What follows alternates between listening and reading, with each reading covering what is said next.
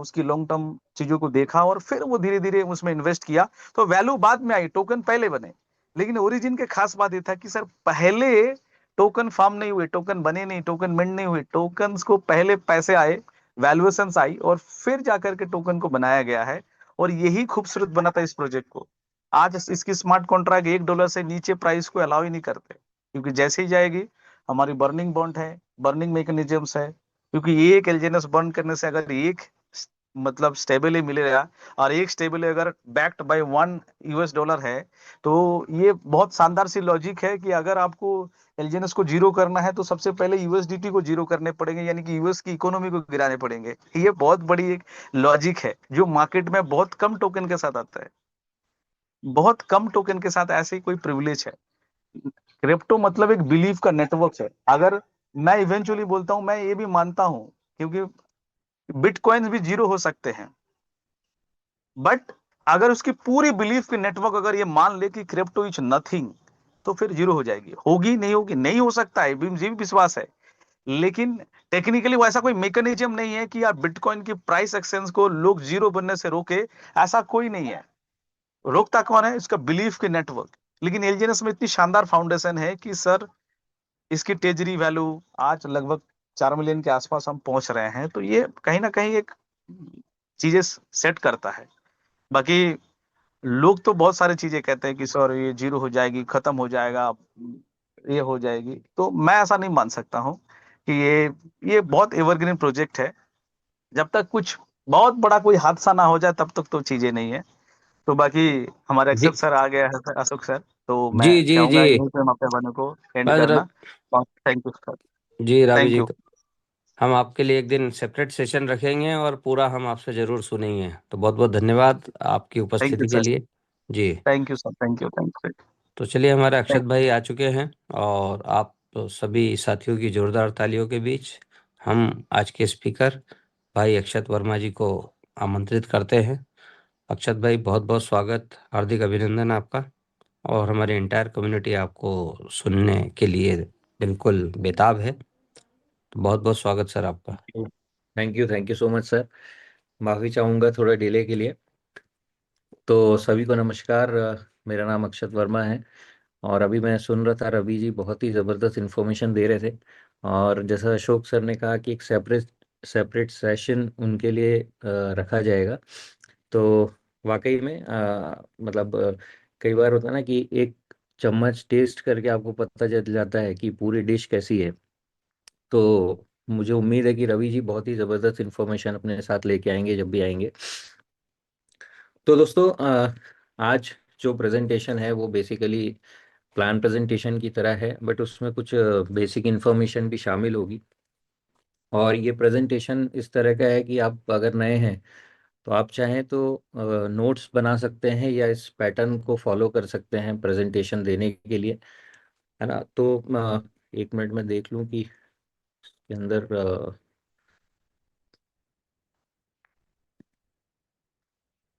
Okay, चलिए आगे बढ़ते हैं। सर, मेरा स्क्रीन विजिबल है?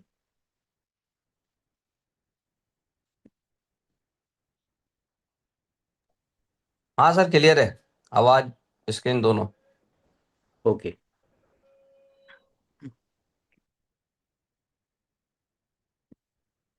ऑलराइट। तो सभी का स्वागत है इस सेशन में। कुछ बेसिक डिस्क्लेमर्स के साथ हमें प्रेजेंटेशन शुरू करना ज़रूरी है, क्योंकि ये फाइनेंशियल मार्केट है और यहाँ पे कोई भी चीज़ गारंटीड नहीं होती, हर चीज़ मार्केट के ऊपर डिपेंडेंट होती है। तो यहाँ पे आपको समझना है कि मैं कोई फाइनेंशियल एडवाइज़र नहीं हूँ, या यहाँ पे जितने भी लोग जिन्होंने या तो आपको इनवाइट किया है या इंट्रोड्यूस किया है या फिर आपको इसके बारे में बताया, कोई भी व्यक्ति फाइनेंशियल एडवाइज़र नहीं है। क्योंकि यहाँ पे हम कोई भी रातों रात अमीर बनने वाली स्कीम के बारे में बात नहीं करते, कोई गारंटीड इनकम की बात नहीं करते हैं, है ना। सिर्फ एक अपॉर्चुनिटी बताई जा रही है, लेना या नहीं लेना आपकी चॉइस है। आप में से सभी लोग सुपरमार्केट गए होंगे कभी ना कभी। वहाँ पे चीज़ें बहुत सारी होती हैं, पर सारी चीज़ें आपकी काम की हैं ऐसा ज़रूरी नहीं है। तो आप वहाँ पे क्या करते हैं, जो आपको अच्छा लगता है वो आप रख लेते हैं, जो अच्छा नहीं लगता वो नहीं रखते हैं। सेम चीज़ यहाँ भी है। पूरा प्रेजेंटेशन देख के कुछ चीज़ें आपके फेवर में होंगी, कुछ चीज़ें नहीं होंगी, तो आपको अपना डिसीजन खुद लेना है। क्योंकि crypto assets are high risk and volatile, क्योंकि इसके अंदर प्राइस फ्लक्चुएशंस हमेशा होंगे, है ना। एपीवाई या रिवॉर्ड जिनके बारे में हम बात करेंगे वो सिस्टम बेस्ड होते हैं, वेरिएबल होते हैं और गारंटीड नहीं होते हैं। तो जो भी पार्टिसिपेंट्स हैं वो अपने इन्वेस्टमेंट्स की रिस्पॉन्सिबिलिटी खुद लेंगे। किसी भी एजुकेटर, प्रमोटर या स्पीकर को आप अपने जो प्लानिंग है उसके लिए जिम्मेदार नहीं ठहरा सकते। तो अगर आप इस डिस्क्लेमर से एग्री नहीं करते हैं तो प्लीज़ इस कॉल को एजुकेशन मान के ही सुने, इन्वेस्टमेंट डिसीजंस ना लें। तो ये बेसिक डिस्क्लेमर है, और इसका इस्तेमाल करना हमेशा ज़रूरी होता है, क्रिप्टो मार्केट हो, फॉरेक्स मार्केट हो, कोई सा भी जो फाइनेंशियल मार्केट है उसमें, राइट। तो हम यहाँ पे क्यों हैं, है ना। हम यहाँ पे जो लोग भी बैठे हुए हैं, चाहे वो पुराने हों नए हों, हर व्यक्ति इसलिए आया है क्योंकि कहीं ना कहीं उसका एक रीज़न है उसके पीछे। तो क्या रीजंस हो सकते हैं? बहुत सारे लोग एक्स्ट्रा इनकम के लिए आते हैं कि ठीक है ये एक ऐसा प्रेजेंटेशन है या एक ऐसी अपॉर्चुनिटी है जहाँ पे अगर हम थोड़ा बहुत काम करते हैं तो हम जो भी आज अर्न कर रहे हैं फुल टाइम में, शायद पार्ट टाइम में कुछ एक्स्ट्रा अर्न कर पाएं, इसके लिए लोग यहाँ पे आते हैं। कुछ लोग इसलिए आते हैं कि एक ऐसी अपॉर्चुनिटी ढूंढ रहे हैं जिससे हम एक लाइफ टाइम के लिए फाइनेंशियल फ्रीडम हासिल कर सकें, क्योंकि बहुत सारी चीज़ें हैं जहाँ पे हम कॉम्प्रोमाइज़ कर रहे हैं लाइफ में, क्योंकि फाइनेंसेस से पूरी हमारी लाइफ जुड़ी हुई है। तो फाइनेंशियल फ्रीडम के लिए बहुत सारे लोग आते हैं। कुछ लोग वेल्थ क्रिएट करने के लिए आते हैं, वेल्थ मतलब जनरेशनल वेल्थ, जो हमारे बाद भी फ्यूचर में हमारे जनरेशन्स को जा सके। बहुत सारे लोग बहुत सारे मनी स्ट्रेसेस से डेली जूझते रहते हैं, छोटी छोटी ईएमआई से लेके बच्चों के एजुकेशन है, बहुत सारे ऐसे चैलेंजेस हैं छोटे छोटे जो डे टू डे लाइफ में आते हैं। उस स्ट्रेस को रिड्यूस करने के लिए यहाँ पे आते हैं। और या फिर कुछ लोग ऐसे हो सकते हैं कि किसी फ्रेंड ने बोला कि यार देख लो एक अच्छी अपॉर्चुनिटी है, मैं भी कर रहा हूँ, तो शायद आपने सोचा कि ठीक है चलो अपन भी एक चांस ले लेते हैं। तो चांस की तरह भी कई सारे लोग यहाँ पे आते हैं। बट टॉप 3 रीजंस मैं आपको बताता हूँ कि यहाँ पे लोग क्यों आते हैं। सबसे पहला बड़ा रीजन है कि बहुत सालों से लोग कहीं ना कहीं अलग अलग अपॉर्चुनिटीज में इसीलिए लगे रहते हैं। यहाँ पे भी बहुत सारे लोग हैं जो इस इंडस्ट्री से बिलोंग करते हैं बट कहीं भी लाइफ में सक्सेस हासिल नहीं हुई। वो आज भी किसी नई चीज़ की तलाश में क्यों हैं और यहाँ पे बहुत ही अच्छे तरीके से काम क्यों कर रहे हैं, क्योंकि कहीं ना कहीं उनके पास एक बड़ा ड्रीम था। तो अगर हम देखें कि जो सबसे बड़ा रीज़न है यहाँ पे जो सक्सेसफुली काम कर रहे हैं उन लोगों के लिए, तो वो है उनके ड्रीम्स, राइट। तो बड़ा पैसा, बड़े ड्रीम्स पूरे करने के लिए इसीलिए लोग यहाँ पे काम कर रहे हैं। दूसरी चीज़ है फ्रीडम, जो मेरे लिए सबसे बड़ा रीज़न रहा है, आप में से भी कई लोगों का हो सकता है। यहाँ पे होता क्या है, पैसा होने के बाद भी कई बार हमारे पास टाइम का कंट्रोल नहीं होता है। अपने टाइम का कंट्रोल अपने हाथ में रखना, लोकेशन का कंट्रोल अपने हाथ में रखना, यानी कि आप पूरी दुनिया भर में कहीं भी रहें आपका काम चलता रहे, ऐसी फ्रीडम करने का कोई काम जब लोग ढूंढ रहे होते हैं तो उनको ओरिजिन पे उनकी तलाश खत्म हो जाती है। और तीसरी चीज़ है फाइनेंशियल सिक्योरिटी, यानी कि एक ऐसी चीज़ जो लगातार हमें हमारी लाइफ में रिटर्न देती रहे। और यहाँ पे आप देख रहे हैं कि ओरिजिन में जो लोग भी पिछले दो ढाई साल से काम कर रहे हैं उन्होंने ओरिजिन के अलग अलग फेजेस देखे हैं, और उसको देख के उसको स्टडी करके जो हमारे सेशंस होते हैं वो सारी चीज़ें देख के आपको समझ में आता है कि एक ऐसा लॉन्ग टर्म सस्टेनेबल मॉडल बनाया जा रहा है। एक पूरा ऐसा दुनिया बनाई जा रही है जहाँ से आप लगातार अगर जुड़े रहते हैं तो डेफिनेटली आप एक फाइनेंशियल सिक्योरिटी अपने लिए क्रिएट कर सकते हैं। तो अब बात करते हैं कि हमारे रीजंस तो हो गए, बट इन सबको पूरा करने के लिए क्रिप्टो ही क्यों, क्रिप्टो ही क्यों, है ना।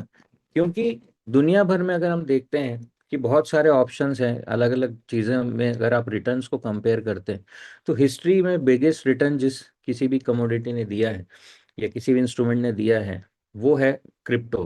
कैसे एग्जाम्पल ले लेते हैं, अगर 1,000 रुपये 2010 के पहले आपने बिटकॉइन में लगाए होते, जो कि बहुत पॉसिबल था, हम सबके पास कहीं ना कहीं 1,000 रुपये अरेंज करने की कैपेसिटी थी। उस समय 1,000 अमाउंट आज से डेफिनेटली बड़ा था बट कैपेसिटी तब भी थी।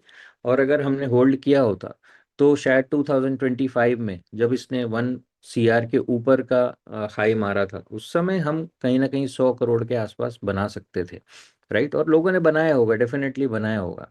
ठीक है, 15 साल में ये रिटर्न आया जो कि कहीं भी पॉसिबल नहीं है। दूसरी चीज ये है कि एडॉप्शन अक्रॉस द वर्ल्ड। शुरू में जब ये कॉन्सेप्ट आया तो लोगों ने इसको, बड़े बड़े लोगों ने जो आज मतलब इसको अप्रिशिएट करते हैं, उन लोगों ने शुरू में इसको पॉन्जी स्कीम बताया। लोगों ने कहा कि यार ये सब चीज़ें मतलब बबल है, ख़त्म हो जाएगा। ऐसी बहुत सारी बातें हुई, बट आज के समय में देखा जाए तो गवर्नमेंट्स अपनी ट्रेजरी में जैसे गोल्ड को रखा जाता है उस तरीके से क्रिप्टो को होल्ड कर रहे हैं, है ना। कॉरपोरेट्स अपने असेट्स को उसमें होल्ड कर रहे हैं। दुनिया के रिचेस्ट पीपल अपने पोर्टफोलियो में बड़े से बड़ा हिस्सा क्रिप्टो का बना रहे हैं, जैसे यूएसए हो गया, टेस्ला जैसी कंपनी होगी, माइक्रो स्ट्रेटेजी हो गई, इलॉन मस्क जैसे लोग हो गए। ये सारे लोग आज जबरदस्त तरीके से, मतलब इनको देख के पूरी दुनिया ने बहुत तेजी से एडॉप्शन जो है बढ़ता चला जा रहा है। तो ये एक ट्रांसफॉर्मेशन है, एक मतलब चेंज है दुनिया में, कि जहाँ लोग इसको एक स्कैम समझ रहे थे और आज पूरी दुनिया इसके पीछे मतलब कंटिन्यूअसली आप देखेंगे तो नंबर्स लगातार बढ़ते चले जा रहे हैं। अब हम बात करेंगे कि इंडिया में क्या ये करना लीगल है, क्योंकि सबसे बड़ा जो एक डर है या मार्केट में रूमर है या मिस इंटरप्रिटेशन है कि क्रिप्टो करेंसी में आप इंडिया में काम नहीं कर सकते। तो मैं बताना चाहता हूँ कि क्रिप्टो करेंसी में काम करना हमारे यहाँ, देखिए अगर आप इस कटिंग को देते हैं, एक सेकंड मुझे दीजिए, शायद एनोटेशन ऑफ कर देता हूँ मैं।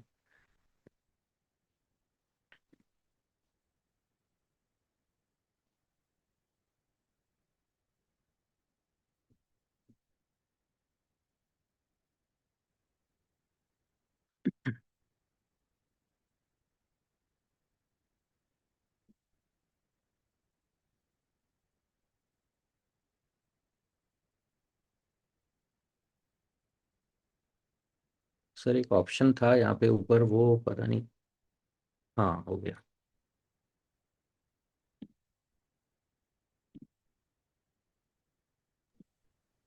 ओके।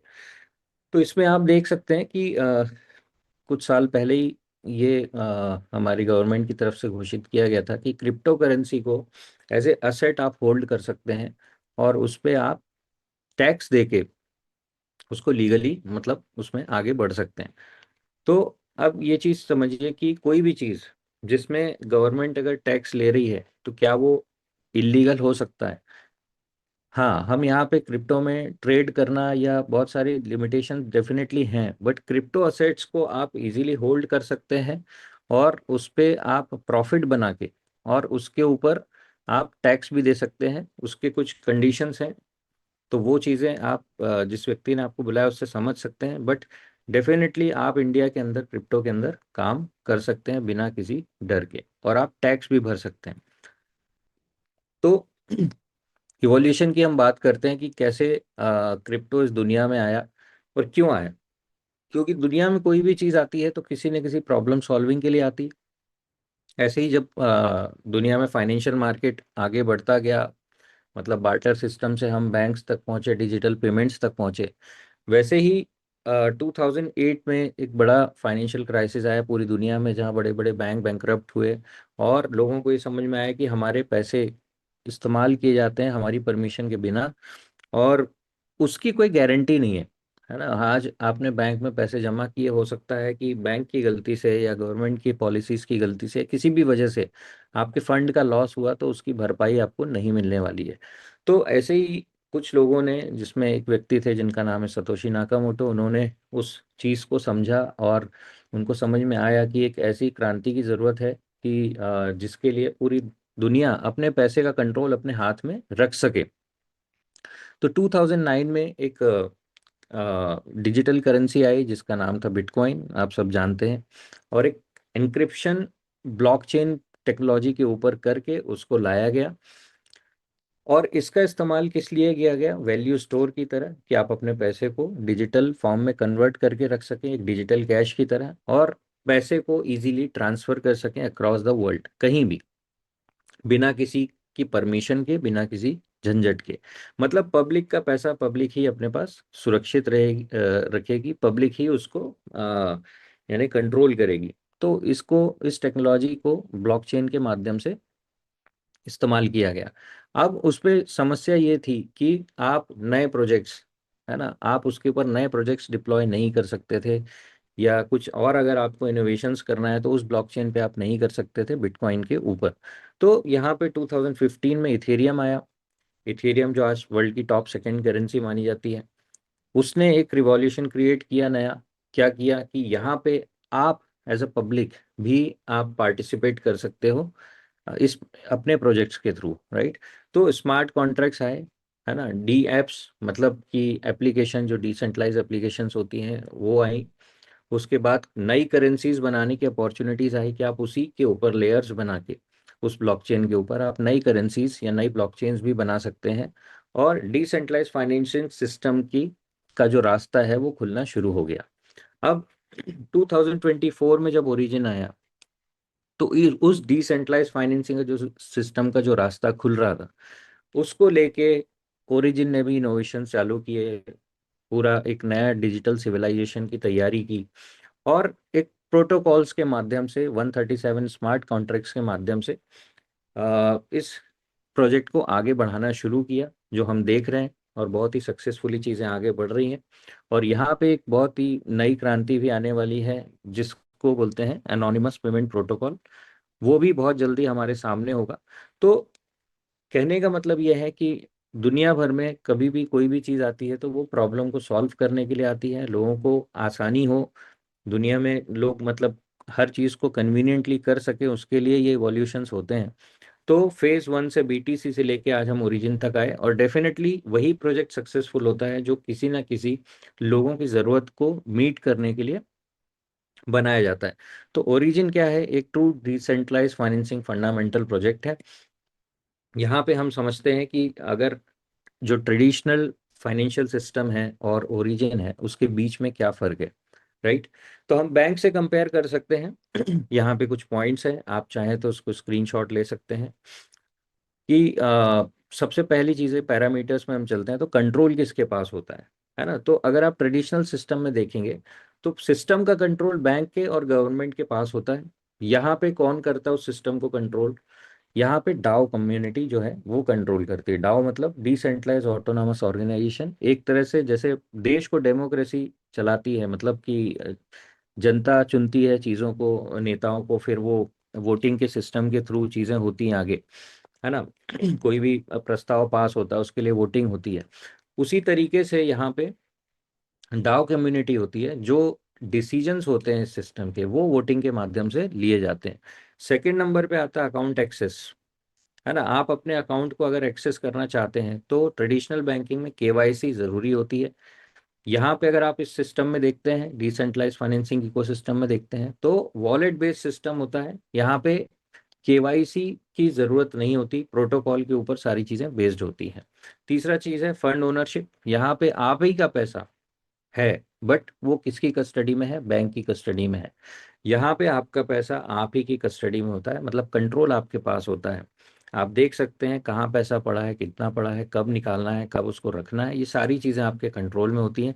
ट्रांजेक्शन्स की जो अप्रूवल्स हैं या लिमिट्स होती हैं वो भी बैंक के कंट्रोल में होती है। यहाँ पर परमिशंस का कोई अप्रूवल नहीं लेना पड़ता। वर्किंग आवर्स लिमिटेड होते हैं बैंक में। यहाँ पे आप एनी टाइम 24/7 कभी भी ट्रांजेक्शन्स कर सकते हैं। अगर हम रिटर्न्स और यील्ड की बात करें तो काफ़ी कम होती है, फिक्स्ड होती है, 3 से 6% अप्रॉक्स एवरेज मान लेते हैं हम। तो काफ़ी कम यील्ड्स मिलती हैं। यहाँ पे अगर आप डिसेंट्रलाइज फाइनेंसिंग सिस्टम पे जाते हैं तो प्रोटोकॉल बेस्ड होती है, वेरिएबल होती है, मार्केट पे निर्भर होती है, बट बहुत ही ज़्यादा और अच्छा आपको रिटर्न यहाँ पे कमाने का मौका मिलता है। ट्रांसपेरेंसी, जैसा मैंने कहा कि लिमिटेड ट्रांसपेरेंसी है, आप हर ट्रांजेक्शन्स को ट्रैक नहीं कर सकते। इवन आपका पैसा कितना एक्चुअल में पड़ा है वो भी आपको नहीं पता होता। यहाँ पे ब्लॉकचेन पे पब्लिकली सारी चीज़ें ट्रांसपेरेंट होती हैं, वो आप देख सकते हैं। लॉक इन पीरियड, ज़्यादातर ट्रेडिशनल बैंक में सारे सिस्टम लॉक इन पे काम करते हैं। यहाँ पे नो लॉक वाला कॉन्सेप्ट आपको मिलता है कि आप फ्लेक्सिबल स्टेक भी कर सकते हैं और अनस्टेक कभी भी कर सकते हैं। मिनिमम रिक्वायरमेंट, जो मिनिमम बैलेंस की रिक्वायरमेंट होती है, यहाँ पर कोई भी मिनिमम बैलेंस की रिक्वायरमेंट नहीं है। ट्रांजैक्शन स्पीड्स की हम बात करें तो कई बार हम ट्रांजैक्शन चाहते हुए भी टाइम पे नहीं कर पाते, बड़ा लंबा समय लग जाता है, कभी 1 दिन 2 दिन 3 दिन। यहाँ पे बहुत फास्ट सेकेंड्स या मिनटों में ट्रांजेक्शन्स हो जाते हैं। ग्लोबल एक्सेस की बात करें तो देश और बैंक के ऊपर हम डिपेंडेंट होते हैं दुनिया भर में, अगर हम एक्सेस करना चाहते हैं इंटरनेशनली। तो और यहाँ पे अगर हम देखें तो ग्लोबल सिस्टम है, इंटरनेट से कहीं भी आप उसको एक्सेस कर सकते हैं। सर्विसेज जैसे सेविंग अकाउंट्स, लोन या एफडी, ऐसे प्रोडक्ट्स यहाँ पे होते हैं। यहाँ पे हम बात करें तो स्टेकिंग बॉन्ड्स, लैंडिंग, बोरोइंग, ये सिस्टम भी अभी आने वाला है। पेमेंट्स का सिस्टम है, ये सब चीज़ें जल्दी आपके सामने होंगी। मतलब मल्टीपल प्रोडक्ट्स आपको यहाँ भी देखने मिल जाएंगे। डिसीजन मेकिंग जो सबसे इम्पॉर्टेंट चीज़ है, हर डिसीजन जब भी लेना होता है तो उसमें जनता का कोई इन्वॉल्वमेंट नहीं होता। बैंक या मैनेजमेंट आपको डिसीजन सीधे बता देते हैं कि ये आपसे फॉलो किया जाएगा। यहाँ पे जब भी डिसीजन होना हो या डाओ कोई भी डिसीजन लेना हो, तो टोकन होल्डर्स के थ्रू, जिनके पास गवर्नेंस टोकन हैं, उनके माध्यम से वोटिंग की जाती है और उनकी सहमति प्राप्त करने के बाद ही कोई डिसीजन लिया जाता है। तो यहाँ पे हम बात करेंगे कि अब जो बेसिक इंफॉर्मेशन है एलजीएनएस की, हम उसकी तरफ आगे बढ़ते हैं। तो 7 मार्च 2024 को स्टार्ट हुआ डाओ कम्युनिटी के साथ। टोकन का जो टिकर नेम है वो एलजीएनएस है। ब्लॉकचेन की बात करें तो पॉलीगॉन ब्लॉकचेन से इसकी शुरुआत हुई थी। अब ये धीरे धीरे मल्टी मल्टी ब्लॉकचेन की तरफ बढ़ रहा है। हाँ, तो सेकंड ब्लॉकचेन जो है इनकी, वो है अनुबी ब्लॉकचेन। तो आप देख रहे हैं ड्यूअल चेन पे हम अभी ऑपरेट कर रहे हैं। डाई के साथ पेयर है। पेयर का क्या मतलब होता है कि भाई आज आप टोकन को अगर सेल करेंगे तो उस टोकन के बदले में जो वैल्यू है वो तो आप जानते हैं कि डॉलर के रूप में है। तो किस डॉलर के साथ उसको कनेक्ट किया गया है, मतलब आप बेचेंगे तो क्या चीज़ आपको मिलेगी, तो वो है डाई, जो कि अगेन एक डिसेंट्रलाइज्ड करेंसी है, स्टेबल कॉइन है, और उसकी वैल्यू हमेशा डॉलर से बैक्ड है। राइट। नेटवर्क जो हम इस्तेमाल करते हैं वो नेटवर्क है वेब 3 का। वेब 3 एक लेटेस्ट जो नेक्स्ट जनरेशन इंटरनेट है, उसके ऊपर हम ये पूरा सिस्टम काम करता है।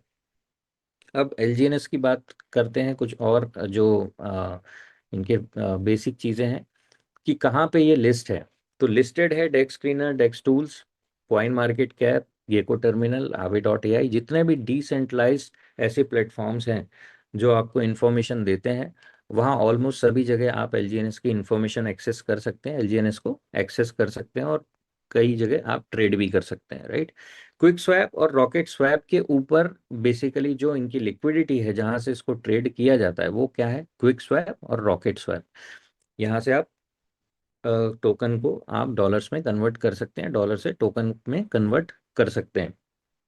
डिसेंट्रलाइज एप्लीकेशन, हमारी Token Pocket, SafePal wallet, Trust wallet, Bitget wallet, जितने भी डिसेंट्रलाइज वॉलेट हैं, आप सभी के ऊपर हमारी डिसेंट्रलाइज्ड जो डी ऐप है उसको रन कर सकते हैं। और डाई और एलजीएनएस की पेयरिंग है। फुल चेन ऑडिट किया हुआ है सर्टिक ने। सर्टिक क्या है, दुनिया की सबसे बड़ी ऑडिट कंपनी है जो सभी स्मार्ट कॉन्ट्रैक्ट्स और प्रोजेक्ट्स को ऑडिट करती है। तो उन्होंने बखूबी ऑडिट किया हुआ है, और अभी भी जो हमारा नया अवेक जो फेज है उसको भी ऑडिट सक्सेसफुली कर लिया गया है। हमारे कॉन्ट्रैक्ट्स जो हैं, ट्रेजरी कॉन्ट्रैक्ट स्पेशली, उसको ऑडिट किया गया है आर्मर्स के द्वारा। ये भी एक बहुत बढ़िया, आर्मर्स लैब जो है वो बहुत ही रेपुटेटेड एक ऑर्गेनाइजेशन है। अब हम स्टेकिंग प्रोग्राम की बात करते हैं, जिसपे सभी का फोकस है कि क्या हम इसके साथ कैसे आगे बढ़ें, कि हमें क्या करना पड़ेगा, हमको कितना मिलेगा, ये जो क्वेश्चन होता है दिमाग में। तो कुछ चीज़ें समझ लेते हैं कि स्टेकिंग प्रोग्राम जो है वो एक ऐसा प्रोग्राम नहीं है जहाँ पे आपको पैसे के बदले पैसे देने की प्रॉमिस की जाती है या कोई मनी गेन प्लान हो। It's just a staking program जहाँ पे आप अपने टोकन्स को होल्ड करते हैं। राइट। उसके बदले में आपको टोकन्स ही मिलते हैं, यानी आप एलजीएनएस को होल्ड करते हैं और उसके बदले में आपको क्या मिलता है, एलजीएनएस ही मिलता है। राइट। तो ये किस तरह से काम करता है, ये पोर्टफोलियो मैनेजमेंट सिस्टम आपका हर व्यक्ति का होता है, एक पोर्टफोलियो सिस्टम है ना, जिसमें आप अलग अलग चीजें होल्ड करते हैं। हो सकता है आपने थोड़ा इन्वेस्टमेंट गोल्ड में कर रखा हो, थोड़ा आपने स्टॉक्स में कर रखा हो सकता है आपने म्यूचुअल फंड्स में कर रखा हो, आपने शेयर मार्केट में कर रखा होगा, आपने कुछ क्रिप्टो असेट्स रखी होंगी, बिटकॉइन रखा होगा, इथेरियम रखा होगा। उसी तरीके से आप ओरिजिन को भी, यहाँ पे जो एलजीएनएस है उस टोकन को भी होल्ड करते हैं। और वैसे ही जैसे आप अपने डिसीजंस लेते हैं कि कब आपको अपनी असेट्स को सेल करना है, उसी तरीके से आप एलजीएनएस के साथ भी आगे बढ़ते हैं। अब की फीचर्स क्या है, 137 स्मार्ट कॉन्ट्रैक्ट्स के ऊपर ये बने हुए हैं, पूरे प्रोजेक्ट को मतलब बनाया गया है। धीरे धीरे धीरे ये आगे बढ़ता चला जा रहा है, एक एक करके स्मार्ट कॉन्ट्रैक्ट्स यहाँ पे ओपन होते चले जाएंगे और ये सिविलाइजेशन हमारी एक तरह से आगे बढ़ती जाएगी, राइट। अब यहाँ पे कोई भी टोकन, जैसा कि शुरू में राबी जी भी बोल रहे थे कि कोई भी प्री माइंड टोकन नहीं है, किसी तरह का टोकेनॉमिक्स नहीं है, पहले से कुछ अलॉटमेंट्स नहीं है, राइट। और चूंकि ये एक डिसेंट्रलाइज प्रोजेक्ट है, यहाँ पे किसी की ओनरशिप नहीं है, तो ये आपको शायद सेंट्रलाइज एक्सचेंज पे देखने नहीं मिलेगा, क्योंकि डिसेंट्रलाइज एक्सचेंज पे ही इसको ट्रेड किया जाता है। हाँ, हो सकता है इन फ्यूचर कोई जब ये प्रोजेक्ट चूंकि इतना बड़ा होता जा रहा है कि आने वाले समय में हो सकता है एक्सचेंजेस खुद ही कोशिश करें कि इस टोकन को लिस्ट किया जाए एक्सचेंज में, तो वो खुद अपनी लिक्विडिटी डाल के और उस सेंट्रलाइज एक्सचेंज पे लिस्ट कर सकते हैं। बट यहाँ इस सिस्टम के द्वारा प्रोबेबली इसको कभी भी लिस्ट नहीं किया जाएगा, राइट। मतलब ये डिसेंट्रलाइज एक्सचेंज पे ही ट्रेड हमेशा होता रहेगा। तो क्विक स्वैप और रॉकेट स्वैप के ऊपर आप इसको ट्रेड कर सकते हैं। इकोसिस्टम कैसे काम करता है यहाँ पे, तो यहाँ पे स्टेबिलिटी लेयर की जब हम बात कर रहे हैं, तो जो हमारा कॉइन ए है वो एक स्टेबल कॉइन बहुत ही जल्दी आपके सामने होगा, जो कि एनोनिमस सिस्टम पे काम करने वाला सिस्टम आने वाला है। दूसरा, पेमेंट लेयर की बात करें तो ए पे है, जिसके थ्रू आप पेमेंट्स कर सकते हैं डिजिटल पेमेंट्स की तरह। प्राइवेसी लेयर, अनुवीस का जो सिस्टम है, अगेन हमने बात की कि जो प्राइवेसी सिस्टम लेके आ रहा है वो किस चेन पे होगा, तो अनुवीस चेन पे होगा। अगर आप क्रॉस चेन ट्रांजेक्शन करना चाहते हैं एक ब्लॉकचेन से दूसरे ब्लॉकचेन में, तो उसके लिए हमारे पास गेल ब्रिज है।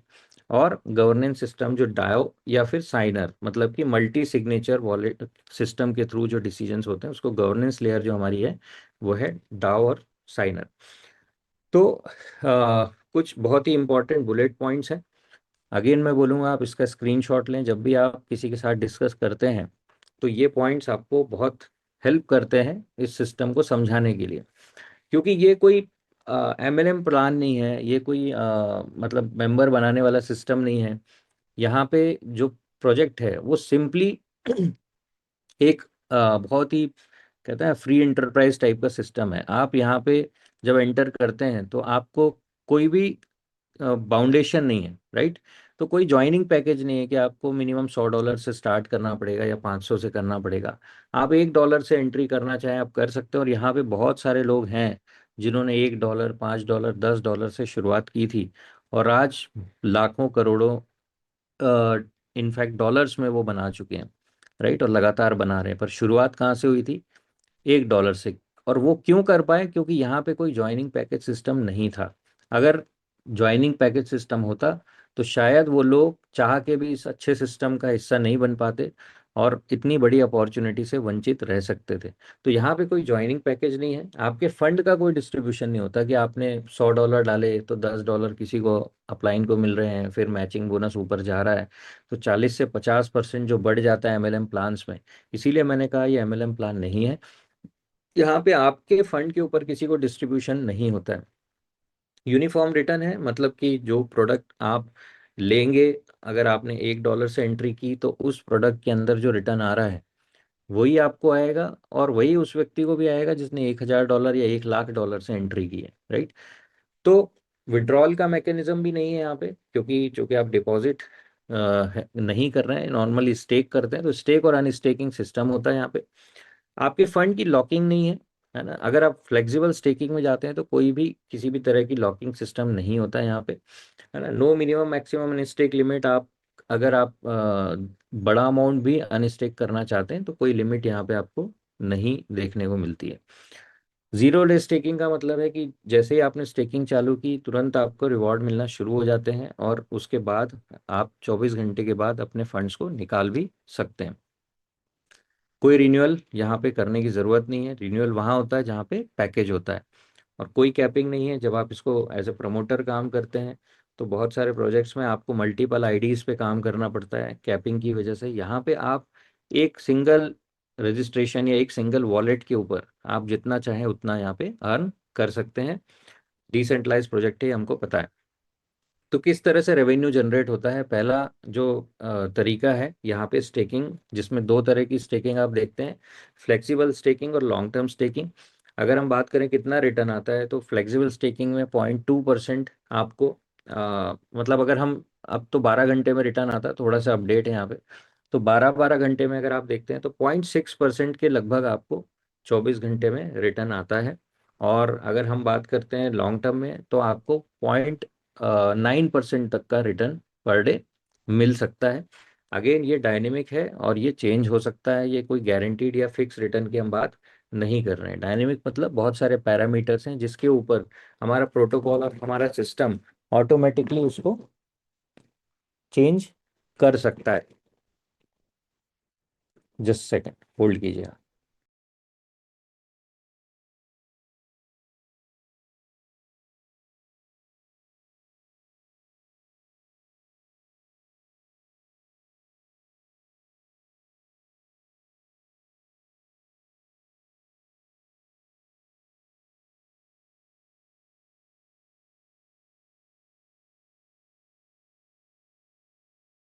ओके, तो हमने बात की कि कितना आपको यहाँ पे रिटर्न मिल रहा है और आप इसको कभी भी स्वैप कर पाएंगे। नेक्स्ट स्लाइड पे हम आगे बढ़ते हैं। कुछ हम कुछ कॉइन्स जो मार्केट में हम जिस तरीके से अभी तक ऑपरेट करते हैं, उसमें और अभी में क्या फ़र्क है हम वो थोड़ा सा देख लेते हैं। मान लेते हैं आपने कोई दूसरे कॉइन जैसे बिटकॉइन, इथेरियम, सोलाना, कोई सा भी कॉइन आपने, लेट से 10 कॉइन आपने होल्ड किए, 6 महीने, 1 साल या 10 साल बाद अगर आप कभी भी उसको बेचने के लिए निकलते हैं, तो आप मैक्सिमम कितने कॉइन सेल कर पाएंगे? तो कॉमन सेंस की बात है, अगर 10 खरीदे तो 10 ही हम बेच पाएंगे। इसका मतलब है कि हमें कब तक वेट करना है, जब तक प्राइस हमें अच्छी नहीं मिल जाती। तो यहाँ पे प्राइस मैटर करती है। अब एलजीएनएस की बात करते हैं कि अगर आपने 100 कॉइन होल्ड किए तो यहाँ पे प्राइस मैटर नहीं करती, ऐसा कहा जाता है। क्यों? क्योंकि अगर आप 4 महीने उसको होल्ड करते हैं तो आप लगभग आपके कॉइन 2x कर लेते हैं। 6 महीने अगर आप होल्ड करते हैं तो 5 to 6x कर लेते हैं। अगर 1 ईयर कर लेते हैं तो 9 to 10 टाइम्स आप अपने कॉइन्स को कर लेते हैं। तो अगर प्राइस घटती भी है तो भी आपको फर्क नहीं पड़ता, क्योंकि यहाँ पे एक्चुअल प्राइस क्या है, यहाँ पे कंपाउंडिंग ही एक्चुअल प्राइस है। तो हम देखते हैं कि अगर हमने मान लो 100 कॉइन को होल्ड किया, एक एग्जाम्पल से समझते हैं, और उसकी वैल्यू 50,000 रुपये, यानी कि हम $5 प्राइस को एज्यूम कर रहे हैं। ठीक है। अब 50,000 रुपये अगर आपने मतलब 50,000 रुपये आपने इन्वेस्ट किया, आईएनआर की बात करें एक समझने के लिए, है ना, ये चीज़ आपको क्लियर होना ज़रूरी है कि जो भी हम बात अगर आईएनआर में करते हैं तो वो एक एग्जाम्पल है, क्योंकि आपको ही पता है अभी प्राइस डिफरेंट है, हमने एग्जाम्पल लिया है $5 का, राइट। तो अगर प्राइस सेम रहती है, ठीक है, तो आपने जब 100 कॉइन होल्ड किए तो मंथली आपके पास कितने कॉइन जनरेट हो रहे हैं नए, एज अ स्टेकिंग रिवॉर्ड? लगभग 20 कॉइन। 20 कॉइन जब आपके पास नए आ जाते हैं और 500 रुपये प्राइस है, एक कांस्टेंट प्राइस हम लेके चलते हैं, तो आपको 10,000 रुपये का बेनिफिट हो जाता है। यानी कि एक तरह से अगर आप इंटरेस्ट काउंट करें तो आपकी जो प्रिंसिपल है उस पर आपने 20% इंटरेस्ट निकाल लिया। ठीक है। अब प्राइस सेम रहती है तो आप हर महीने 20% का प्रॉफिट बना सकते हैं इस तरीके से। बट चूंकि मैंने बताया कि क्रिप्टो जो है वो वॉलेटाइल है, प्राइस कभी भी बदल सकती है, कोई गारंटी कोई भी नहीं ले सकता दुनिया में। आज हम अगर हम बात करें तो ये एग्जाम्पल जब मैंने बनाया था, ठीक है, तब प्राइस था $5 का। आज हमारा प्राइस लगभग हम एवरेज 2.5 मान लेते हैं, अनूबीज और पॉलीगॉन का एवरेज निकाल लेते हैं। तो अगर 2.5 डॉलर के आसपास प्राइस है, मतलब जिन लोगों ने उस समय इन्वेस्ट किया होगा, आज भी कॉइन उनके पास $20 आ ही रहे होंगे, 20 टोकन्स हर महीने उनके पास नए जनरेट हो रहे होंगे। बट प्रॉफिटेबिलिटी की अगर हम बात करते हैं तो अगर हम $250 का प्राइस पकड़ते हैं तो हम $5,000 का विड्रॉल हर महीने कर पा रहे हैं। इसका मतलब हमें इंटरेस्ट जो प्राप्त हो रहा है वो कितना हो रहा है? 10%। यानी कि प्राइस गिरने के बाद भी, प्राइस आधा होने के बाद भी आप 10% का रिटर्न हर महीने ले सकते हैं, और ये बहुत बड़ी बात है। क्योंकि आज मार्केट में आप जाएंगे और किसी से बोलेंगे कि 10% मुझे हर महीने का प्रॉफिट होता है, तो वो शायद आपकी बात पे बिलीव नहीं करेगा। हम चूंकि इस सिस्टम में हैं और हम समय हो गया हमें काफ़ी, इसलिए हमें लगता है कि यार 10% बहुत छोटा है। बट 10% प्रॉफिट बहुत ज़्यादा होता है मार्केट में, राइट। तो प्राइस गिरने के बाद भी हमें टेंशन नहीं है, हम किसी भी तरह से, मतलब ये नहीं है कि हम स्टक हो गए, हम अभी भी कुछ ना कुछ इस सिस्टम से बना रहे हैं। अब क्या होगा कि अगर प्राइस और भी नीचे हो जाए, जो कि हमने देखा प्राइस करेक्ट हुई थी, नीचे गई थी, उसके बाद फिर वापस हम एक अच्छी प्राइस पे धीरे धीरे जा रहे हैं, उस समय भी अगर आप अपने जितने भी रिवॉर्ड्स हैं उसको सेल कर रहे हैं या कर रहे होते, तो भी आप लगभग लगभग 3,500 रुपये का प्रॉफिट बना रहे होते। यानी कि 7% इंटरेस्ट आप तब भी यहाँ से इस सिस्टम से निकाल रहे होते। तो ये आप सोचिए कि इस सिस्टम की कितनी ज़बरदस्त ब्यूटी है कि प्राइस से आपको फर्क ही नहीं पड़ रहा, आप कुछ ना कुछ हर महीने इस सिस्टम से लेके जा रहे हैं और आप रिलैक्स्ड हैं। क्यों? क्योंकि आपको पता है कि जितने टोकन्स आपने खरीदे थे वो तो इंटैक्ट हैं अभी भी, उसको हमें छेड़ना नहीं पड़ रहा है। पर क्या प्राइस हमेशा कम ही होती है ना? होता है एक बेयरिश दौर आता है जहाँ पे प्राइस गिरती चली जाती है, बट एक बुलिश दौर भी आता है, राइट? और अगर बुलिश दौर आया है और यहाँ पे हमारी प्राइस डबल हो गई, है ना, $10 पे चली गई, 20 पे चली गई, हम तो 10 का एग्जाम्पल लेते हैं, यानी जिस प्राइस पे आपने खरीदा था इस एग्जाम्पल के हिसाब से, वहां से अगर प्राइस डबल हो जाती है तो आप सोचिए आपका जो मंथली इंटरेस्ट है वो हो सकता है 40% तक पहुंचे या उससे भी ज़्यादा हो सकता है। तो इस एग्जाम्पल से हमने सोच समझा कि किस तरह से कंपाउंडिंग ही यहाँ पे प्राइस होती है। और यहाँ पे आप इसका भी स्क्रीनशॉट चाहें तो ले सकते हैं, है ना? यहाँ पे डिस्क्लेमर है नीचे साथ में कि ये जो कैलकुलेशन है, ये जो एपीवाई आपको मिल रहा है, जो हर हर डे का रिवॉर्ड आ रहा है, उस दिन जिस दिन ये एग्जाम्पल लिया गया था उसके हिसाब से बनाया गया है। बट अप्रोक्सीमेटली अगर यही रिटर्न हम एज्यूम करते हैं कि आता रहता है, तो कहीं ना कहीं आप बहुत ही जल्दी ब्रेक इवन पे पहुंच जाते हैं। अगर आप सेकेंड लास्ट कॉलम को देखते हैं तो आपको पता चलता है कि यहाँ पे आप चौथे महीने तक अगर प्राइस आपकी सेम रहती है तो आप प्रिंसिपल फ्री कर लेते हैं। बट अगर प्राइस गिरती भी चली जाती है और प्राइस अगर $1 पे भी आ जाती है, जो कि लोएस्ट पॉसिबल प्राइस है जिसके बारे में शुरू में राबी जी भी बोल रहे थे, तो अगर लोएस्ट प्राइस पे भी जाते हैं हम तो भी कुछ महीनों के अंदर हम अपने प्रिंसिपल को फ्री कर सकते हैं। उस तरीके से इस प्लान का पूरा एक सिस्टम काम करता है। पार्टिसिपेशन ऑप्शंस ये पूरी तरह से फ्लेक्सिबल है ना? कस्टमाइज कर सकते हैं आप अपना खुद का प्रोडक्ट। मतलब यहाँ पे ऐसा ज़रूरी नहीं है कि जिस तरीके से मैंने इन्वेस्ट किया है या मैं जिस तरीके से आगे बढ़ रहा हूँ या जिस व्यक्ति ने आपको इंट्रोड्यूस किया है वो व्यक्ति जो सजेस्ट कर रहा है, हो सकता है आपकी चॉइस कुछ और हो। तो आप अपना खुद का प्रोडक्ट डिज़ाइन कर सकते हैं, आप daily weekly monthly withdrawal system पे काम कर सकते हैं। और ये सबसे बढ़िया सिस्टम होता है कि जहाँ पे आप अपने प्रिंसिपल को पहले फ्री कर लेते हैं। तो यहाँ पे हम क्या सजेस्ट करते हैं, सबसे पहले कि आप जिस भी अमाउंट के साथ स्टेकिंग अपनी शुरू करते हैं तो अपना जो ROS है, मतलब रिटर्न ऑन स्टेकिंग जो आपको मिल रहा है डेली, उसको आप चाहे तो डेली, वीकली या मंथली आप उसको सेल करते रहें। और जब आपका प्रिंसिपल फ्री हो जाए उसके बाद आप कंपाउंडिंग की तरफ आगे बढ़ सकते हैं। दूसरा है लॉन्ग टर्म स्टेक। यहाँ पे लॉन्ग टर्म बॉन्ड्स हैं जो कि ऑप्शनल हैं, जिसमें ROS भी मिलता है और आपको एक्स्ट्रा इंटरेस्ट भी मिलता है, साथ ही साथ आपका प्रिंसिपल भी धीरे धीरे फ्री होता चला जाता है। यहाँ भी आप डेली विड्रॉल्स कर सकते हैं। SIP SWP की तरह बहुत सारे लोग करते हैं कि कुछ महीने तक आपने डिपॉजिट करते गए और उसके बाद आप धीरे धीरे कुछ परसेंटेज विड्रॉल करना शुरू कर देते हैं। इससे क्या होता है कि कुछ आपको डेली इनकम भी होती है और आपकी कंपाउंडिंग भी जारी रहती है। तो आप अपना प्रोडक्ट इस तरीके से खुद डिज़ाइन कर सकते हैं।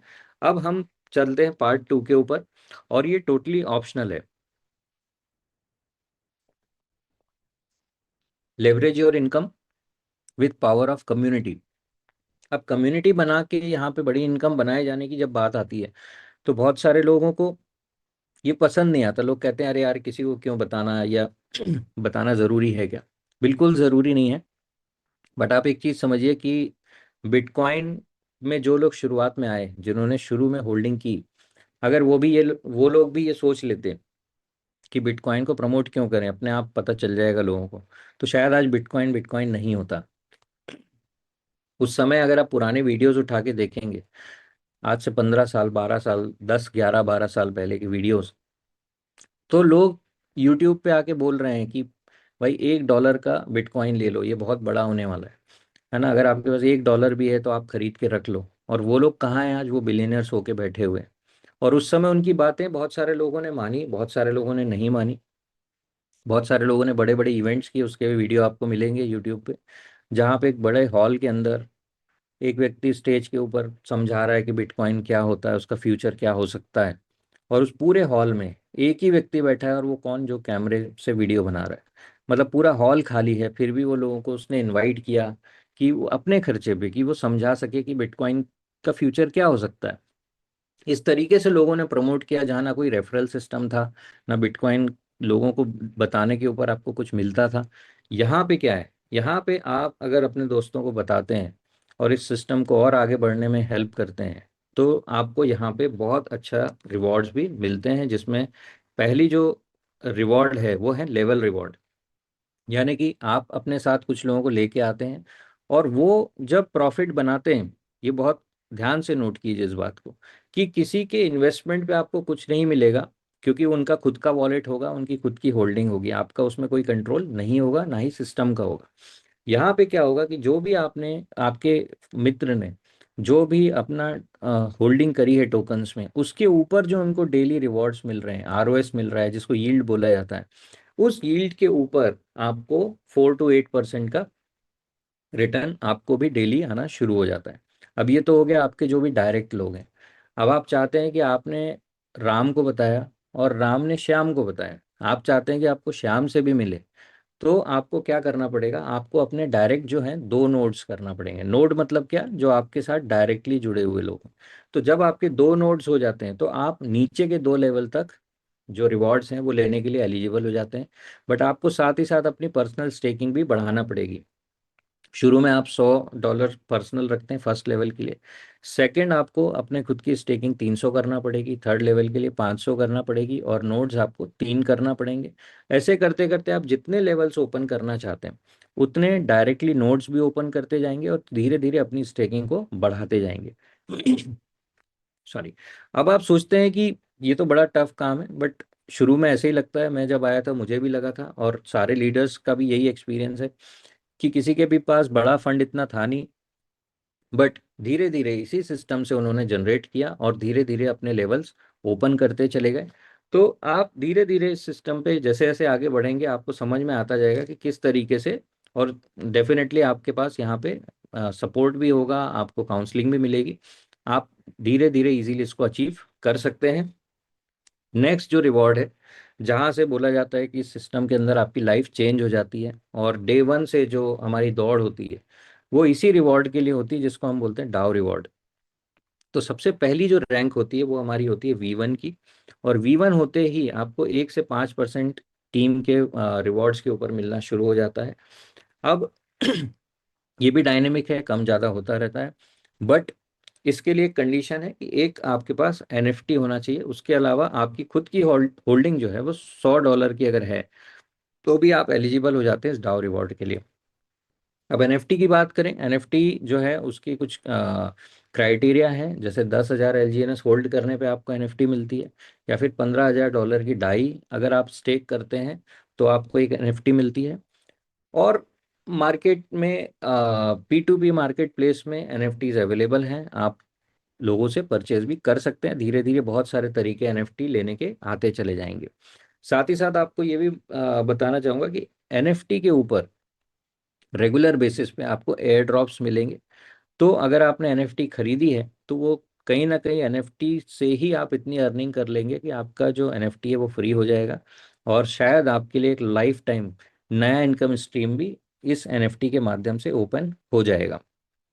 तो यहाँ पे V1 और V2 फर्स्ट 2 रैंक के लिए आपको एक एनएफटी चाहिए, V3 और V4 रैंक रैंक के लिए आपको 2 NFTs चाहिए, V5 और V6 के लिए आपको 3 NFTs चाहिए।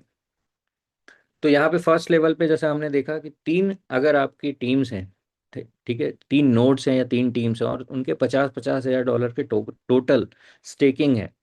टोटल का मतलब क्या हुआ कि उस नोड के माध्यम से जितने लोग भी या जितनी भी कम्युनिटी बनी, सबकी होल्डिंग मिला के अगर $50,000 है, तो ऐसे 3 टीम आपकी हो जाती हैं, आप V1 हो जाते हैं।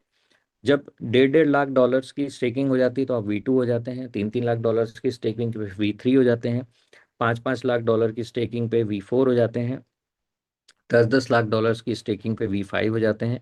और जब आपके नीचे हर एक टीम में एक V5 होता है, तब आप हो जाते हैं V6, और ये टॉप रैंक है, और इसकी अर्निंग बियॉन्ड इमेजिनेशन है। मतलब यहाँ आप जब V2 V3 तक आते हैं तभी आपको महसूस होने लगता है, या V1 पे भी बहुत सारे लोगों को महसूस होने लगता है कि उनका फाइनेंशियल फ्रीडम जो है वो स्टार्ट हो गया है। तो आप इमेजिन कर सकते हैं V6 जाते जाते क्या होता होगा। तो अब सबसे बड़ी जो चीज़ जिसके लोगों के दिमाग में होती है कि यार V1 बने कैसे। तो यहाँ पे दोस्तों जब आप V1 बनने की जर्नी शुरू करते हैं तो आप अकेले नहीं हैं, यहाँ पे आपको दो चीज़ों का साथ मिलता है। सबसे पहला तो आपको जो व्यक्ति लेके आया वो होता है आपका स्पॉन्सर। दूसरा ओरिजिन सिस्टम, जहाँ पे आपको प्रोजेक्ट्स की चिंता नहीं करनी है, नए नए प्रोजेक्ट्स आपको मिल रहे हैं, अब इनकम स्ट्रीम भी नए आ रहे हैं। जैसे मैंने बताया NFT आया, शुरू में लोगों को लगा यार ये क्या नई चीज़ है, बट अभी लोगों को पता चला कि नहीं, NFT भी एक अर्निंग का सोर्स है। तो इस तरह के प्रोजेक्ट्स आपको मिलेंगे। अकाउंट्स जो है वो आपको मेंटेन करने की ज़रूरत नहीं है, अपने रिकॉर्ड्स मेंटेन करने की ज़रूरत नहीं है। ठीक है, रिवॉर्ड्स और इनकम कैसे आएंगे उसकी चिंता करने की आपको ज़रूरत नहीं है, ये सारा हमारा प्रोटोकॉल डिसाइड कर रहा है ऑटोमेटिकली। सपोर्ट सिस्टम की बात करते हैं तो जो आपका स्पॉन्सर है और जो हमारा एजुकेशन सिस्टम है जिसके माध्यम से ये सेशन अभी आयोजित किया जाता है सुबह 9 बजे रोज, और संडे को टेक्निकल एजुकेशन, हफ्ते में 2 बार भी आपको टेक्निकल एजुकेशन मिलता है। प्लस आपको हैंड होल्डिंग मिलती है।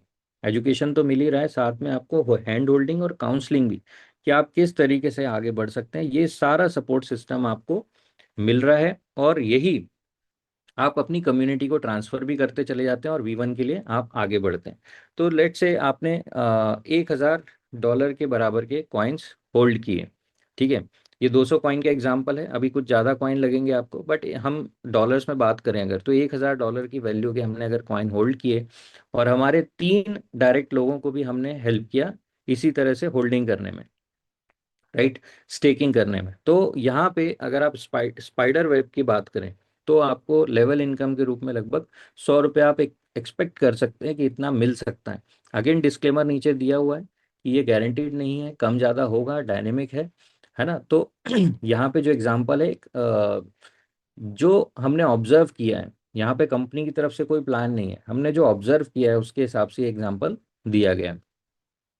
सेकेंड लेवल पे तीन तीन तीन और लोग आ जाते हैं, जैसे आपने A B और C को इंट्रोड्यूस किया वैसे ही उन्होंने भी 3 को अगर किया। 3 का कोई कंपल्शन नहीं है, एक भी हो सकता है, 200 भी हो सकता है, 500 भी हो सकता है। बट एक एग्जाम्पल जो है, क्योंकि डाउ रिवॉर्ड के लिए आपको 3 लोग होना जरूरी है, 3 टीम होना चाहिए, इसीलिए हम 3 के ही एग्जाम्पल से आगे बढ़ रहे हैं। तो 3 3 3 अगर लोग सेकेंड लेवल पे आए तो यहाँ पे आपको करीब करीब हो सकता है $250 के आसपास और इनकम बढ़ जाए। उसके थर्ड लेवल पे 9 9 9 लोग आए, उन्होंने भी वही $1,000 की स्टेकिंग की, और नेक्स्ट लेवल पे 27 27 27 और लोग आ गए, राइट। तो ऐसे आप लगभग 2,000 पर डे की एक स्पाइडर वेब रिवॉर्ड पे जा सकते हैं। अगर हम बात करें कि लगभग 40 से 50 लोग आपकी हर टीम में इस समय हो चुके होंगे, और उन्होंने अगर $1,000 की स्टेकिंग की है, तो लगभग लगभग आपके $50,000 के ऊपर का हर एक टीम में बिजनेस हो जाता है। और यहाँ पे आप V1 बन जाते हैं। V1 जैसे ही बनते हैं तो 20 से 30 LGNS पर डे आपके पास एज ए रिवॉर्ड आना शुरू हो जाता है। अब आप कैलकुलेट कर सकते हैं, प्राइस कम होगी तो ये रिवॉर्ड थोड़ा कम रहेगा, प्राइस बढ़ जाएगी तो ये रिवॉर्ड बहुत अच्छा भी हो सकता है। अच्छे जब वैल्यू थी उस समय लोगों ने $1,000 पर डे की इनकम भी V1 में बनाई हुई है। अब सवाल ये आता है ये बहुत ही मतलब ऐसा क्वेश्चन है जो बड़ा आश्चर्य भी कराता है कि यार लोग ऐसा क्यों पूछते हैं, है ना। क्या पूछते हैं लोग कि मुझे कितना निवेश करना चाहिए।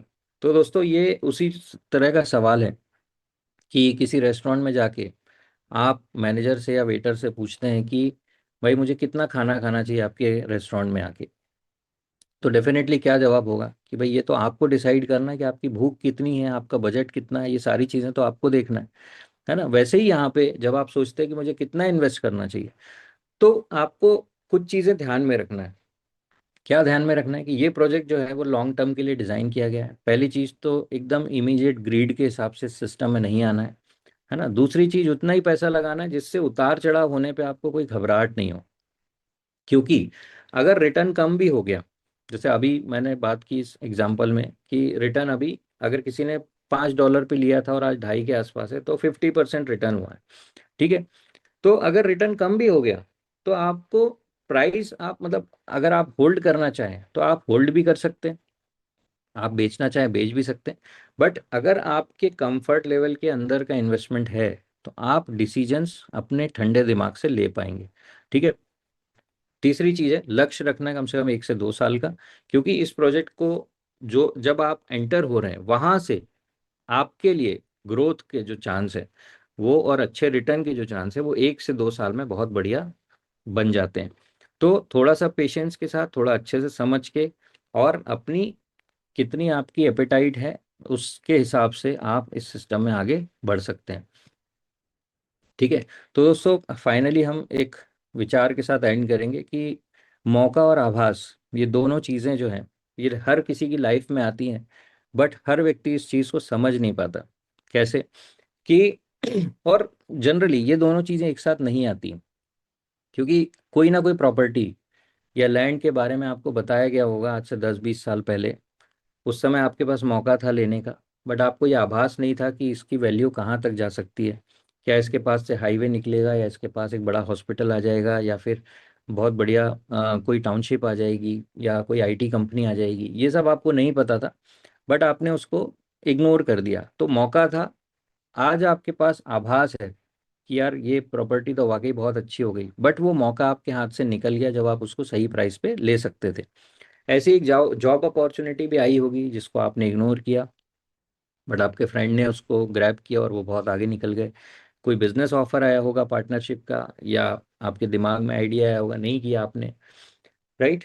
शेयर, कोई अच्छा स्टॉक आपको किसी ने सजेस्ट किया होगा कि यार ले लो, है ना, पर आपने वहां भी इग्नोर किया, मतलब मौका था बट आपको आभास नहीं हुआ। इवन जो हमने बिटकॉइन की बात की, बहुत से लोग मिलते हैं जो कहते हैं मेरे पास 1,000 रुपए के बिटकॉइन थे, कोई कहता है मेरे पास 1,000 बिटकॉइन थे, कोई कहता 10 बिटकॉइन थे। एक बिटकॉइन भी होता तो सोचिए आप उसकी वैल्यू कहाँ होती आज, बट उस समय मौका था बट आभास नहीं था। तो दोस्तों इस प्रोजेक्ट में आज आपके पास मौका भी है और आभास भी है। पिछले 2-2.5 साल से जिन लोगों ने यहाँ पे काम किया है उनके आपने रिजल्ट्स देखे हैं, उनकी जीवन में बदलाव देखा है। वही चीज़ अगर आप आज समझ जाते हैं, शायद आपकी लाइफ का भी टर्निंग पॉइंट यहाँ हो सकता है। और डिस्क्लेमर के साथ ही हम लास्ट में जाएंगे कि अगेन कोई फाइनेंशियल मार्केट एक्सपर्ट या हम फाइनेंशियल एडवाइजर नहीं है। जो हमारा एक्सपीरियंस है उसके ऊपर ही हम आपको एजुकेट करने की कोशिश करते हैं। कोई आरओआई या गारंटीड इनकम की बात नहीं की गई थी यहाँ पे। राइट। और एलजीएनएस जो टोकन है वो आपको जो मिलता है वो एलजीएनएस स्टेक करने के बदले ही मिलता है। मतलब कि आपको किसी मनी गेन प्लान की बात नहीं की गई। क्रिप्टो करेंसी की ट्रेडिंग में रिस्क होती है, तो हमें सोच समझ के इन्वेस्टमेंट करना है। और सबसे बड़ी एक इम्पॉर्टेंट बात है कि कभी भी उधार लेके, है ना, पैसे यहाँ पे इन्वेस्ट नहीं करना चाहिए किसी भी फाइनेंशियल मार्केट के किसी भी प्रोजेक्ट में जहाँ स्पेशली रिस्क ज़्यादा हो। क्योंकि अगर आप क्रिप्टो की बात करते हैं तो हाई रिस्क हाई रिवॉर्ड वाले प्रोजेक्ट्स होते हैं, तो हमें कभी भी पैसे उधार लेके काम नहीं करना चाहिए। तो ये सारी चीज़ें डिस्क्लेमर के साथ ही अगर हम अपने डिसीजंस लेते हैं तो डेफिनेटली हम अच्छा यहाँ पे डिसीजन ले पाएंगे। तो बहुत बहुत शुभकामनाएं आप सभी को। आपकी जर्नी ओरिजिन के साथ बहुत ही ज़बरदस्त रहे। सो थैंक यू, बहुत अच्छा लगा आपसे बात करके। मैं चाहूँगा अशोक जी वापस आप टेक ओवर करें। Thank you. जी अक्षत भाई, बहुत बहुत धन्यवाद आपका। और बहुत ही शानदार जानदार आपका प्रेजेंटेशन। और हमारे कई पार्टिसिपेंट साथी आपको अपनी इमोजीज के माध्यम से शुभकामनाएं दे रहे हैं और अपने रिएक्शंस प्रकट कर रहे हैं। तो इसी तरह के सेशन आगे भी बने रहेंगे साथियों। बस केवल हमें बने रहना है और इस प्रोजेक्ट के साथ अपनी यात्रा को जारी रखना है। कई अपडेशन, कई बातें हमारे बीच आती रहती हैं और इस प्रोजेक्ट के साथ बदलाव भी बहुत ज़रूरी है। और ये सारे बदलाव कम्युनिटी के, हम सबके बेटरमेंट के लिए हैं, भलाई के लिए हैं। तो चलिए, मैं देख पा रहा हूँ हमारे बीच महाजन साहब उपस्थित हैं। तो हम आमंत्रित करते हैं श्री किशोर महाजन जी को, धुलिया महाराष्ट्र से। स्वागत है सर आपका। और हम सर के साथ उनकी शेयरिंग और प्लस कुछ अपडेशन सर के पास हों तो ज़रूर हम उनसे सुनना पसंद करेंगे। बहुत बहुत स्वागत आपका सर। जी जी जी जी। थैंक यू अशोक जी, अ, मुझे इनवाइट करने के लिए। दोस्तों आज अक्षत जी ने जो प्रेजेंटेशन हमारे सामने रखा है, बहुत ही नीट एंड क्लीन और बड़ी डिटेलिंग के साथ उनका प्रेजेंटेशन होता है और काफी कुछ नए एंगल से हम क्रिप्टो जगत को, ब्लॉकचेन की दुनिया को और हमारे ओरिजिन को समझते हैं। और यही तो खासियत है हमारी घर की जूम की, कि हर स्पीकर अपनी एक अलग स्टाइल, अपना एक अलग अभ्यास लेके आता है और वो हमें यहाँ पे हर दिन सीखने को और समझने को मिलता है। तो बहुत बहुत जबरदस्त था अक्षत भाई आपका प्रेजेंटेशन।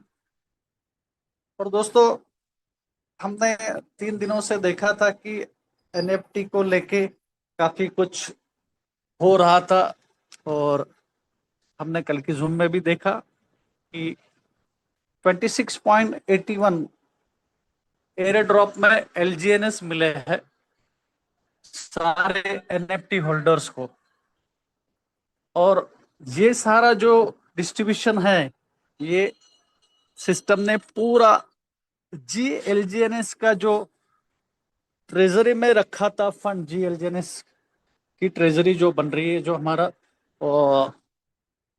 विड्रॉल करते हैं उस वक्त हम देखते हैं टरबाइन में कि बायबैक एंड बर्न जीएलजीएनएस, तो वहां पे जो ये डाई हमारी जाती थी उनसे जो एलजीएनएस सिस्टम ने परचेस किए और वो सारे जो है वो हमें एज ए एनएफटी होल्डर्स को, जो लैंडलॉर्ड्स कहती है सिस्टम, उस लैंडलॉर्ड्स सारी जो स्पेशल कम्युनिटी बन चुकी है अवेक एनएफटी लेने वालों की, उनको वो दिया गया है। और आज भी वापस मैंने देखा वो एक मैसेज आया है, मैं यहाँ पे आपके साथ थोड़ा शेयर करना चाहूंगा। मैं अपना स्क्रीन शेयर कर सकता हूँ Joshi ji? Yes sir, please go ahead.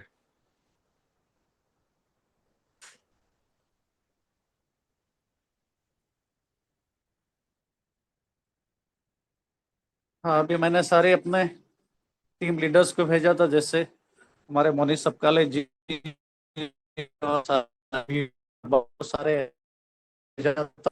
तो यहाँ पे आप देख रहे हो कि origin protocol level settlement and absolute fulfilment जिसको कहेंगे, कि जो वादा किया था सिस्टम ने, जो वादा किया था हमारे डाउ कम्युनिटी ने, कि आपको एनएफटी होल्डर्स को एयर ड्रॉप में एलजीएनएस मिलेंगे। The first awake NFT air drop has been fully distributed, ecosystem landlords are crown ahead of time. तो आपको समय से पहले यहाँ पे एनएफटी होल्डर्स को एलजीएनएस के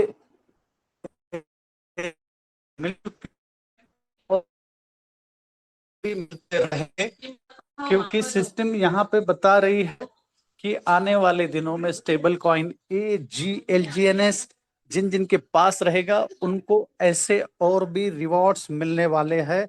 ये पूरे मैसेज को अगर आप पूरा तो डिकोड करोगे तो यहाँ पे सिस्टम कह रही है कि आप सोच नहीं सकते, ऐसी आपके साथ बहुत अच्छी बातें होने वाली है। जो सिस्टम पे लॉन्ग टर्म पे बिलीव करेंगे, जो सिस्टम के जो है कंसेंसस में शामिल होंगे, वो सारे लोग यहाँ पे बहुत बड़ा रिवॉर्ड पाने वाले हैं। To all absolute believers of the origin ecosystem throughout the evolution of the crypto world and arena field with noise. देखो, मार्केट में कई सारे नॉइजेस है, कई सारी बातें होती है। जो बड़ा होता है और जिसका काम अच्छा होता है उसके बारे में तो जो छोटी सोच रखने वाले होते हैं और जो लोगों को ठगने में माहिर होते हैं, लोगों का पैसा गबन करने में जिनका समय जाता है, ऐसे लोग तो नॉइज पैदा करते हैं, स्पेक्युलेटिव बातें करते हैं।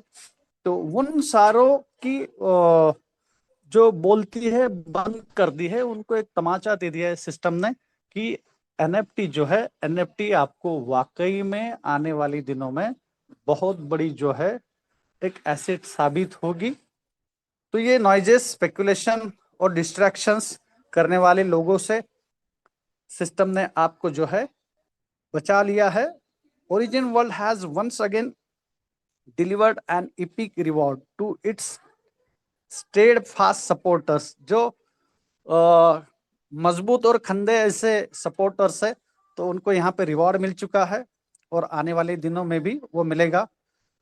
और ये रिवॉर्ड जो मिला है वो ऑन चेन उसका डाटा अवेलेबल है। मैंने यहाँ पे नीचे सेपरेटली वो एड्रेसेस भी दिए हैं। जैसे यहाँ पे आप देख रहे हैं ऑफिशियल LGNS कॉन्ट्रैक्ट, जो अनबिस चेन पे आपको मिल जाएगा।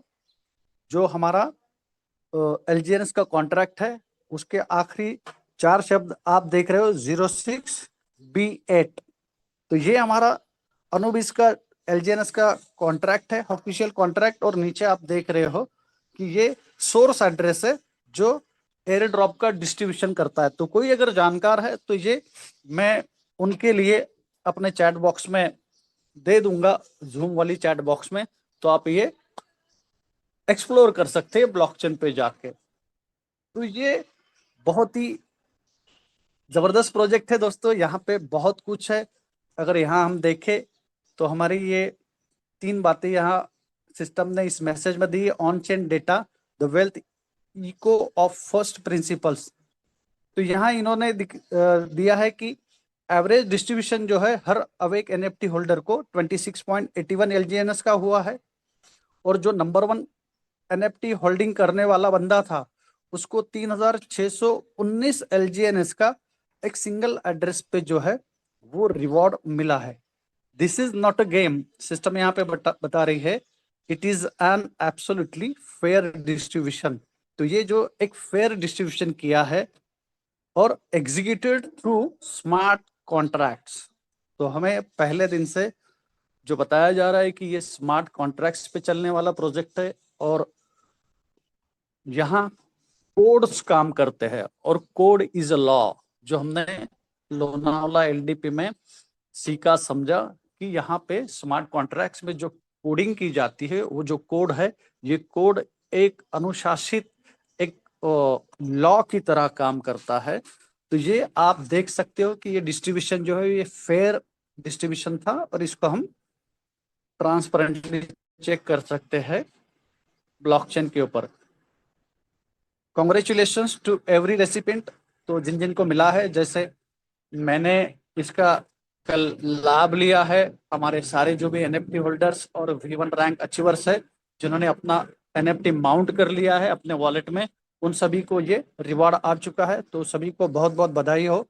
Your discipline has secured valuable leverage before the eruption of the ecosystem ultimate deflationary black hole. जो अभी डिफ्लेशनरी ब्लैक होल इटर्निटी वाली फेज शुरू होने वाली है, तो वहां पे जब ये बर्निंग मैकेनिज्म शुरू हो जाएगा और डिफ्लेशन शुरू हो जाएगा, मतलब ये जो हमारा LGNS का सप्लाई जो है वो कमती होते जाएगा, स्कार्सिटी जो निर्माण होते जाएगी, हमारा बर्निंग जो होगा, तो वहां पे जो LGNS जाएंगे तो वो ब्लैक होल में जाते हैं, मतलब ऐसे नल एड्रेस पे जाते हैं जहां से वापस नहीं आता है। जैसे हम अंतरिक्ष में देखते हैं कि ब्लैक होल होता है और उस ब्लैक होल में अगर कोई रॉकेट, कोई यान चला जाए तो उसका पता नहीं चलता, वो वापस नहीं आता। वैसे ये LGNS जो है ये नल एड्रेस पे चले जाएंगे। डिफ्लेशनरी मोड में हमारी सिस्टम अभी जा रही है।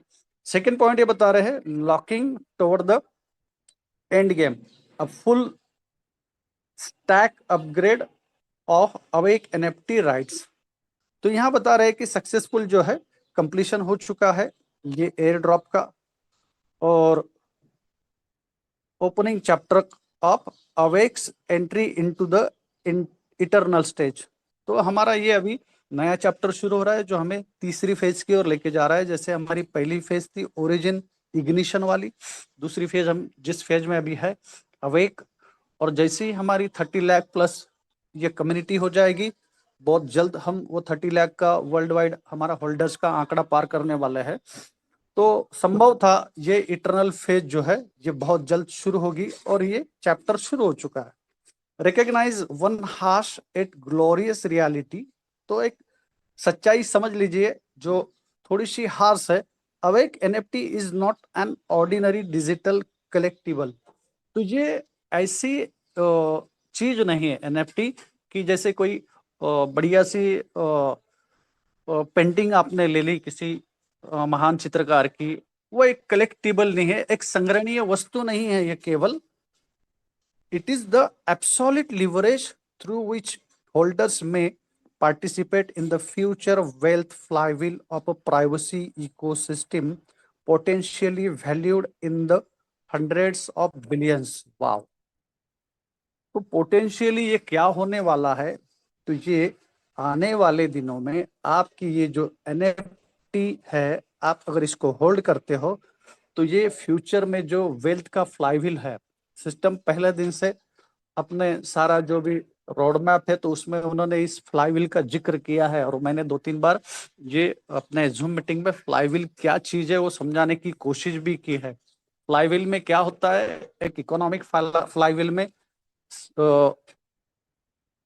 जैसे हमारे ओरिजिन के क्रिएटर्स ने होल्डर्स को अट्रैक्ट किया, पहला प्रिंसिपल अट्रैक्ट करना होता है कि उन्हें एक ऐसी कोई अच्छी चीज दो, अच्छा एक उनको रिटर्न दो जिससे वो अट्रैक्ट हो जाए। तो सिस्टम ने हमें पहले जिस फ्लाईव्हील में अट्रैक्ट किया, फिर बाद में जो रिवार्ड्स मिलने लगे तो उसमें दूसरा प्रिंसिपल काम करने लगा। दूसरा उसका गुण है फ्लाईव्हील का एंगेज करना।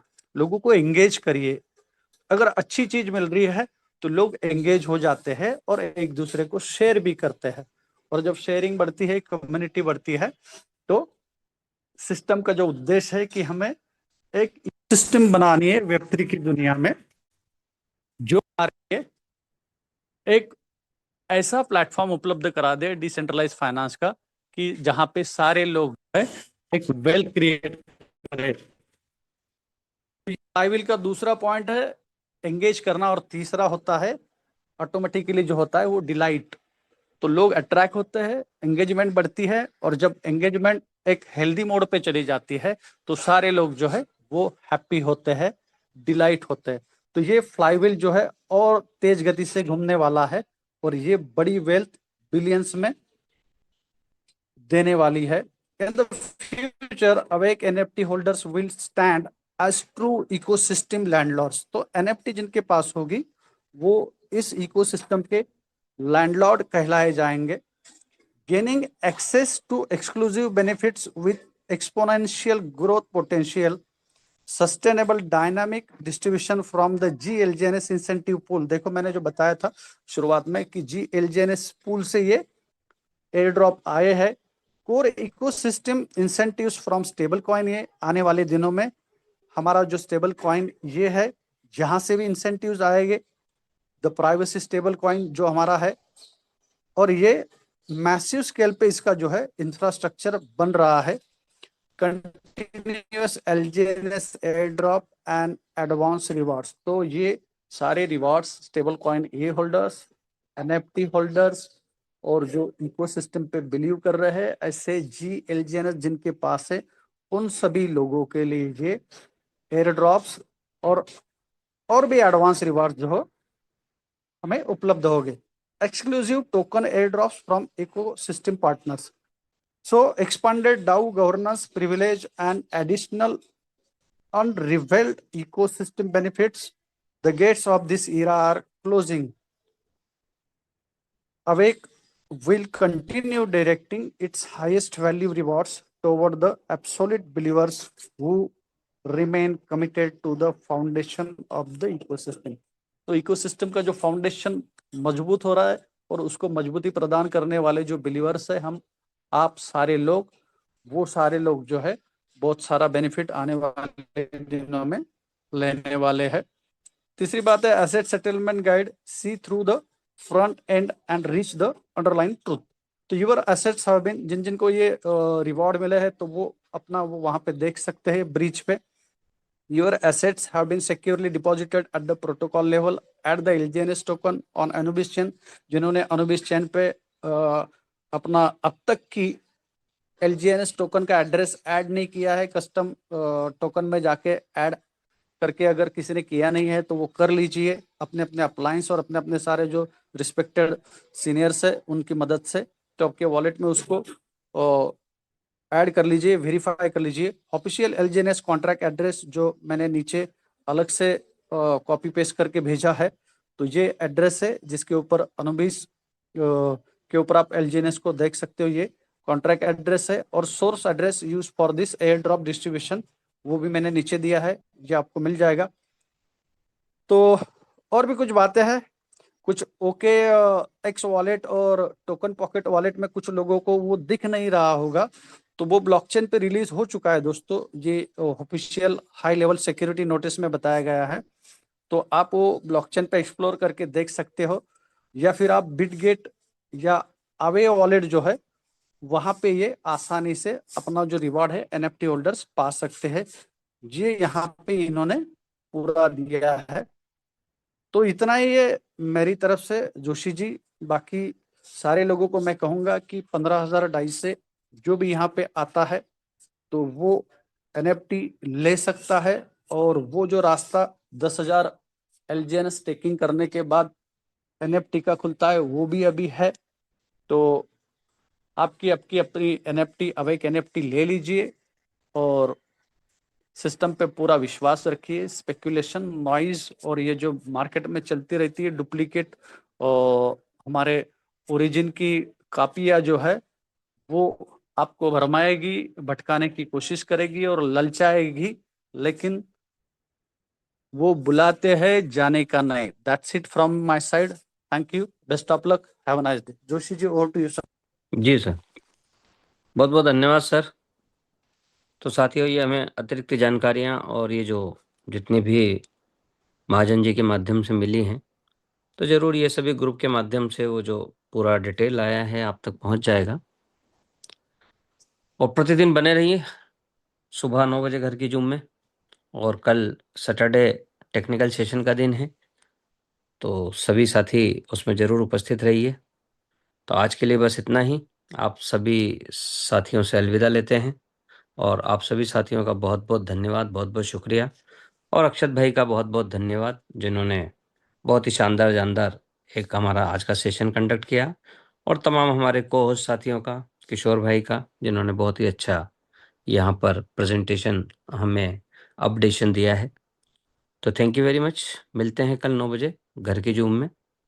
आपका दिन शुभ हो, मंगलमय हो। इन्हीं शुभकामनाओं के साथ जय हिंद, वंदे मातरम दोस्तों।